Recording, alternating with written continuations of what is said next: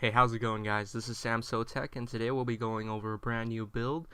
Today's build will be in the price range of around $600, and this is going to be the best build that I can think of within that price range.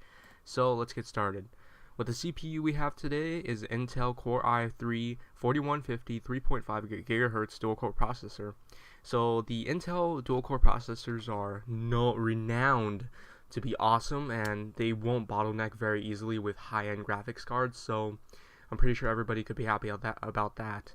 And with the motherboard, we have an ASRock H97M Anniversary Micro ATX LGA 1150 motherboard, which is pretty solid. It's an anniversary board from ASRock, so they're gonna try to make it as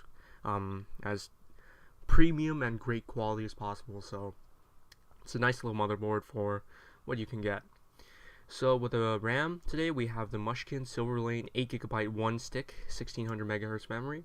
Mushkin has been a pretty nice brand lately, and I would pretty much trust them to make a decent amount of RAM. And Mushkin, yeah, I enjoyed their SSDs. I was able to benchmark them a couple days ago, and they were pretty solid for their price range. So Mushkin should be a decent brand for someone to put in their build.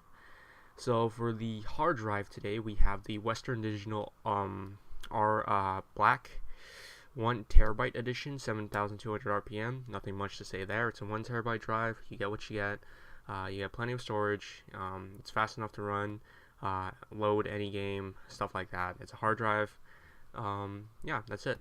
So with a video card, I kind of contemplated about this over a pretty long time.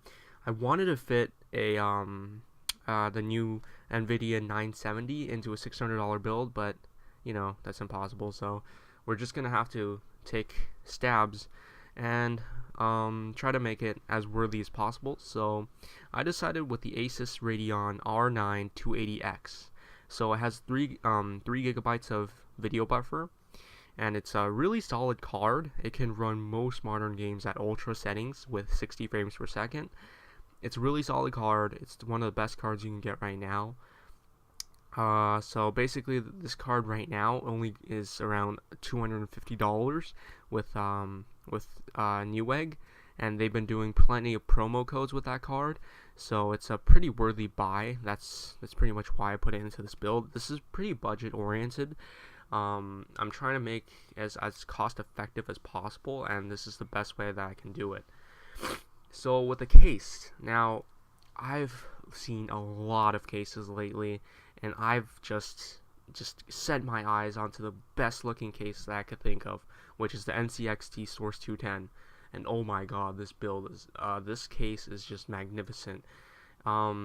It's one of the best looking budget cases that I could think of, and it's honestly pretty great. It does everything you need it to do, and yeah, it's a pretty solid case, and I really like it. Alright, so with the power supply, we're going with a normal Corsair 500 watt 80 plus bronze certified ATX power supply. Yeah, it's yada yada yada. So with the Newegg, you get a $20 rebate, which only, you know, saves a lot of money. So yeah, that's all there is, and I'm gonna go down the price range of all of these parts. The CPU, the i3 4150. It goes for $110. With the motherboard, the ASRock H97 Anniversary Edition, and $73, $74, $75. You'll find it around there. With the memory, it should be around $62. An 8 gig stick, pretty solid memory. And the storage, it is only around $50. So there's that. The video card, R9 280X, around $250. Within the few weeks that this video comes out, it should be around $250. It could go lower, I don't know. Like I said, all parts are subject to change, and nothing's that predictable. So the case, it should go around $30 after $10 rebate from Newegg. So it's really cheap. The 210, it's just awesome. The power supply, the 500 watt Corsair, $29.99, Newegg, $20 rebate. So this all adds up to around $590, not including tax. So we're looking at a $600 build that's really solid, that you can run any modern game on Ultra today. I've seen a lot of benchmarks with it. The Battlefield 4 should be able to run 60 frames per second completely maxed out.